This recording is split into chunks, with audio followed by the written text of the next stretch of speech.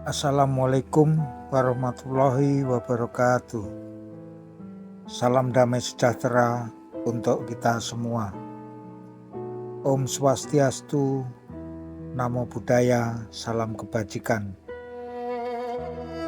Jangan pernah melupakan sejarah atau jas merah. Forum Keadilan 90 hari pemerintahan Habibie, wawancara eksklusif. Siapa bilang saya presiden lemah? Majalah Dwi Mingguan nomor 11 tahun 7 September 1998. Forum khusus Presiden Republik Indonesia B.J. Habibie. Saya tak ingin berakhir dengan tragedi. Menjelang 100 hari menjabat sebagai Presiden Republik Indonesia, Habibie rupanya tidak banyak berubah. Selain gaya bicaranya yang tetap berapi-api, plus pelototan matanya yang khas, suasana ruang kerjanya di Binagraha mirip ketika ia masih duduk sebagai Menteri Riset dan Teknologi di gedung BPPT. Mejanya dua,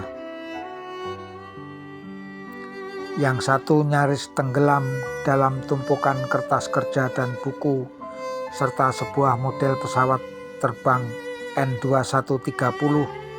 Yang satu lagi tempat bertengger komputer desktop bermonitor 20 inci. Singkatnya, lebih mirip kantor manajer perusahaan ketimbang kamar kerja kepala negara. Ketika forum masuk ruangan itu, Habibie tengah memperhatikan tampilan grafik di layar komputernya. Namun ia segera berbalik lalu menyorongkan wajah cerianya seraya menyapa dengan ringan, "Hai, apa kabar?" Rabu sore 19 Agustus 1998, Habibie kelihatan fit. Beban kerja sebagai presiden dalam suasana awal era reformasi yang riuh rendah ini agaknya tidak terlalu mempengaruhi kebugarannya. Barangkali lantaran sudah terbiasa menjadi orang super sibuk sejak dulu. Berikut petikan wawancara wartawan forum Tony Hasim dengan presiden ketiga dalam sejarah Republik kita ini. Apa solusi yang Anda tawarkan agar kemelut ini bisa segera diatasi? Pertama-tama yang perlu Anda ketahui adalah cita-cita saya terhadap bangsa ini. Sejak menjabat menteri, saya sudah melontarkan gagasan bahwa suatu hari nanti masyarakat Indonesia akan terdiri dari 95% kelas menengah, 2% orang yang paling kaya, dan 3% adalah mereka yang tidak mampu.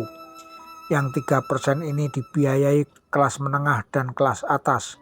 Tapi bukan berarti mereka akan di bawah terus. Kalau rajin, dia bisa naik. Begitu juga sebaliknya, yang 2% itu bisa turun kalau dia malas. Nah, masyarakat yang kita cita-citakan itulah masyarakat madani. Lalu apa yang harus kita tempuh agar kita bisa keluar dari krisis ini? Sudah saya sampaikan dalam pidato di DPR kemarin, dalam kurung Sabtu 15 Agustus 1998, 8 langkah yang harus kita lakukan untuk memulihkan kehidupan berbangsa dan bernegara kita. Itu juga pernah saya sampaikan dalam Silaknas ITMI di Bogor setahun silam. Saya menyebutnya Hastakarsa. Ini langkah kita agar bisa mewujudkan masyarakat madani. Maksud Anda civil society dalam kurung masyarakat madani? Dalam kacamata saya, masyarakat madani adalah civil society plus. Ilustrasinya begini.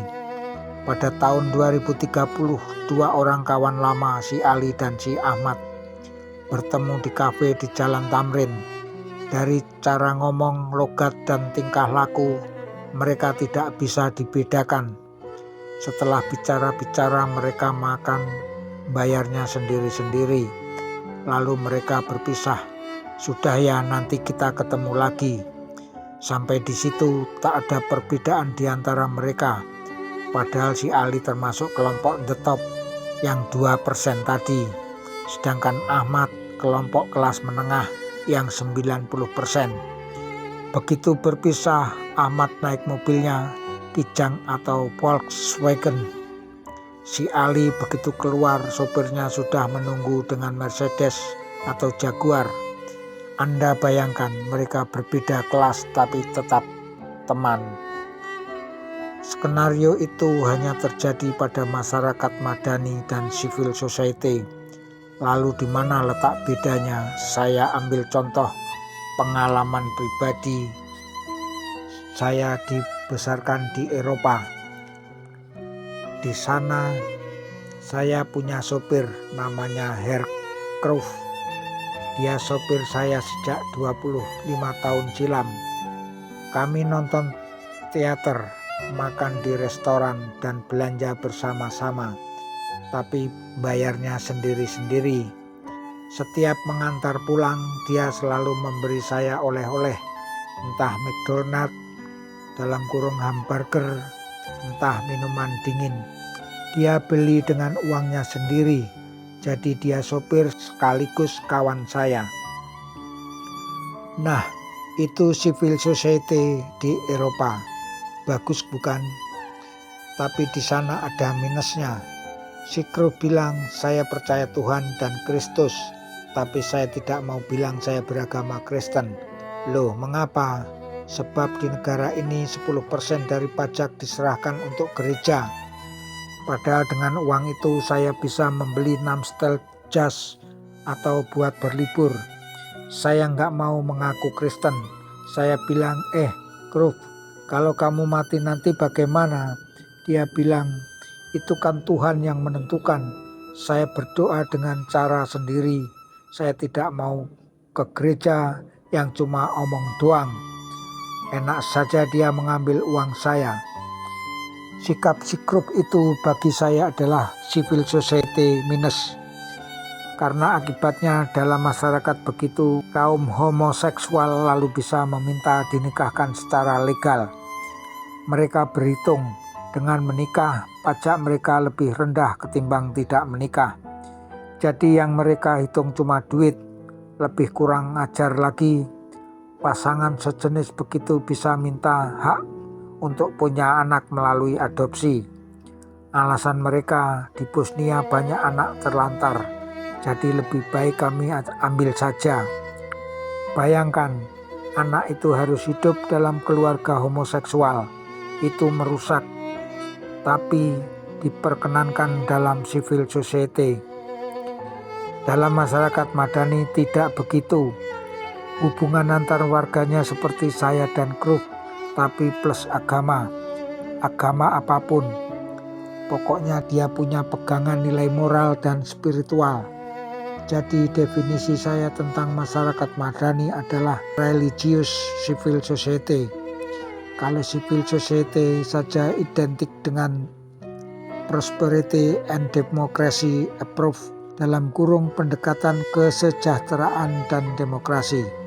Tapi masyarakat madani adalah prosperity, demokrasi, dan moral.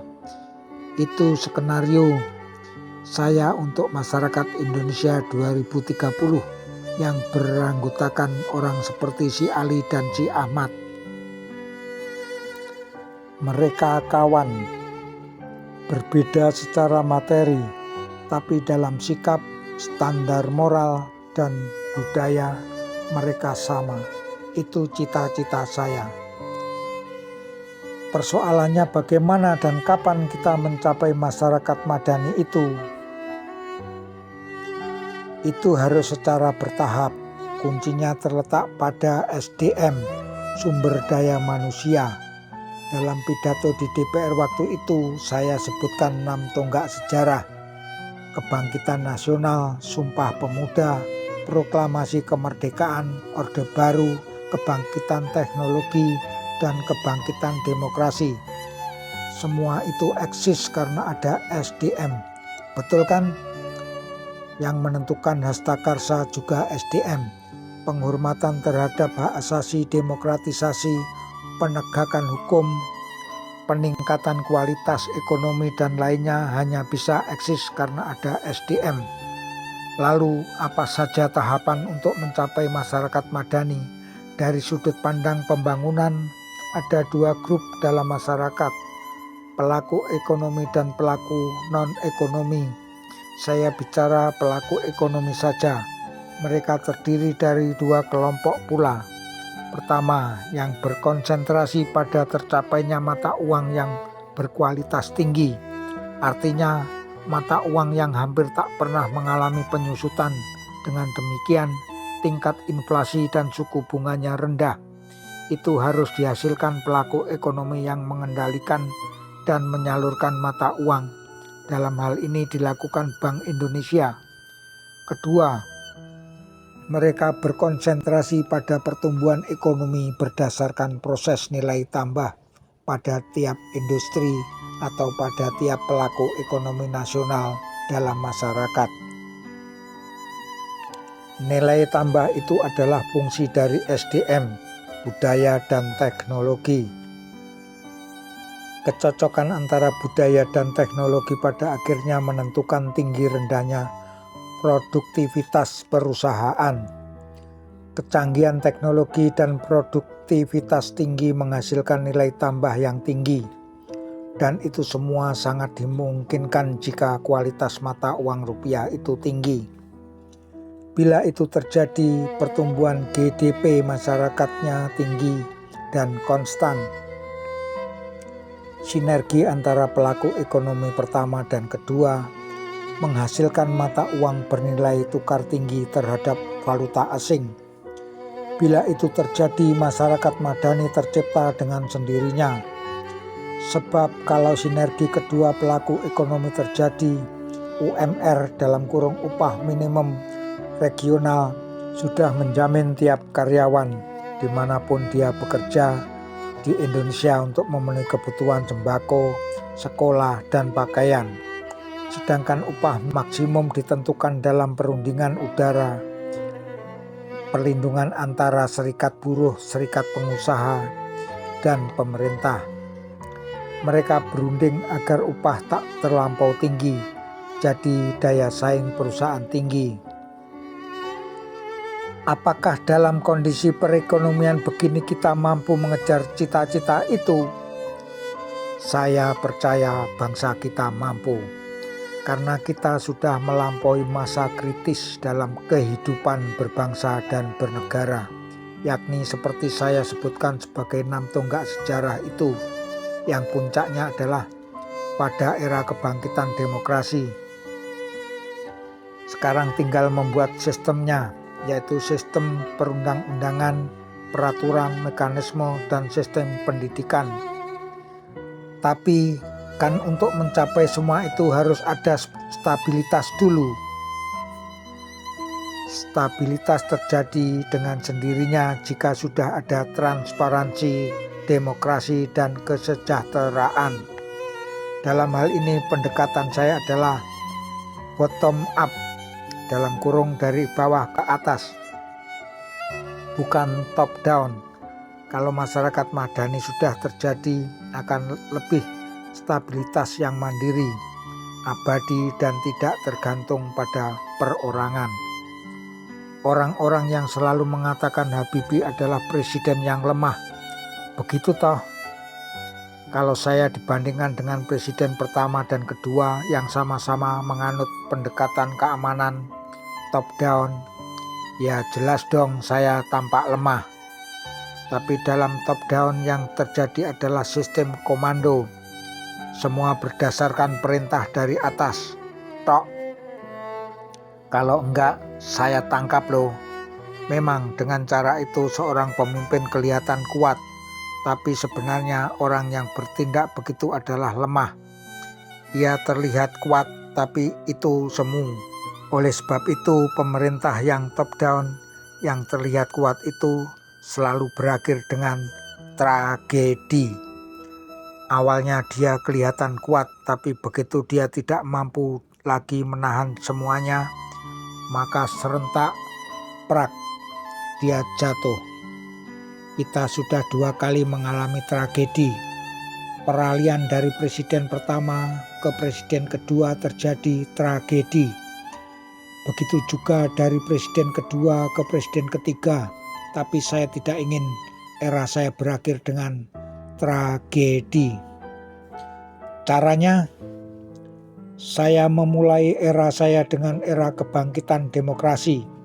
Saya ingin mengawalinya dengan era revitalisasi masyarakat madani. Nah, katakanlah SUMPR pada Desember 1999. Saat itu bagi saya hanya ada 2 option, 2 pilihan. Pertama, saya tidak terpilih lagi, berarti era saya berakhir. Option kedua, saya diminta dengan hormat untuk meneruskan kepemimpinan 1 periode lagi. Berarti itu adalah masa jabatan saya terakhir. Setelah itu saya tidak bisa dipilih lagi karena saya akan memperjuangkan dan mengeluarkan ketentuan yang akan kita jadikan ketetapan MPR bahwa tiap presiden dan wakilnya hanya boleh 2 masa jabatan. Anda setuju ada pembatasan begitu? Iya, arah kita ke situ, tapi saya tidak setuju dengan pendapat yang mengatakan Habibie adalah presiden transisi. Saya nggak setuju. Yang saya jalankan adalah presiden full. Kalau nanti insya Allah saya selamat menjalankan masa jabatan ini sesuai jadwal pada Desember 1999, saya akan mempertanggungjawabkan periode pertama ini. Kalau nanti saya tidak dipercaya lagi, ada orang lain yang lebih dipercaya, ya saya tidak akan berontak. Karena sejak awal saya menggunakan cara bottom up. Kalau memang masyarakat mau agar saya tidak maju lagi, ya saya tidak akan berontak. Bagi saya itu adalah awal dari suatu tradisi peralihan kekuasaan yang tidak tragis. Mengerti toh? Tapi kalau pada Desember 1999 rakyat menghendaki saya maju lagi, berarti itu adalah periode kedua sekaligus terakhir bagi saya. Dengan kepastian masa jabatan presiden, kalau era saya berakhir kan nggak ada ribut-ribut lagi. Buat apa kita ribut-ribut ganti presiden? Apakah Anda tidak khawatir kerja Anda diganggu tokoh-tokoh yang dianggap radikal pada masa Orde Baru seperti Sri Bintang Pamungkas dan Mochtar Pakpahan dan kini sudah Anda bebaskan? Dalam tiap masyarakat dikenal orang yang di dalam dan di luar sistem. Dalam kacamata saya, orang seperti Sri Bintang, Mochtar Pakpahan dan yang lainnya, selama dia mengakui dan tetap bergerak berdasarkan Pancasila dan UUD 1945, berarti dia ada dalam sistem.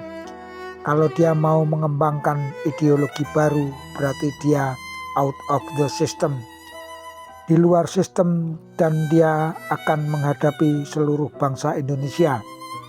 Kalau dia kriminal, membunuh, merusak, dia out of the system. Kalau dia memang tidak setuju dengan UUD 1945 dan menganggap harus dikoreksi, silahkan. Ada cara untuk mengoreksi yang ditentukan sistem. Kalau dia berhasil, ya silahkan diubah. Tapi kalau gagal, jangan berontak. Kalau berontak, berarti dia akan menghadapi kekuatan rakyat, termasuk ABRI. Pandangan saya begitu. Apakah pandangan itu juga berlaku untuk narapidana politik lain? Jelas berlaku untuk semuanya. Makanya dalam pembebasan Bintang, Mochtar dan Napol lainnya waktu itu, saya hanya membuat 3 kriteria untuk mendapatkan amnesti, grasi, dan abolisi. Pertama, dia bukan kriminal. Kedua, dia tidak berideologi lain secara proaktif merongrong Pancasila dan UUD 1945. Ketiga, dia bukan anggota organisasi terlarang di Indonesia. Siapa saja yang memenuhi ketiga kriteria itu, saya persilahkan dia keluar dari penjara. Apakah banyaknya partai yang kini berdiri tidak akan merepotkan? Kita mempunyai hak berorganisasi dan membentuk partai seperti yang tersirat dalam konstitusi. Jadi kalau masyarakat mau membuat partai silahkan saja, asal partai itu tidak merongrong Pancasila dan konstitusi. Tapi yang penting dalam pembentukan partai itu kita akan memberikan persyaratan yang dicantumkan dalam undang-undang.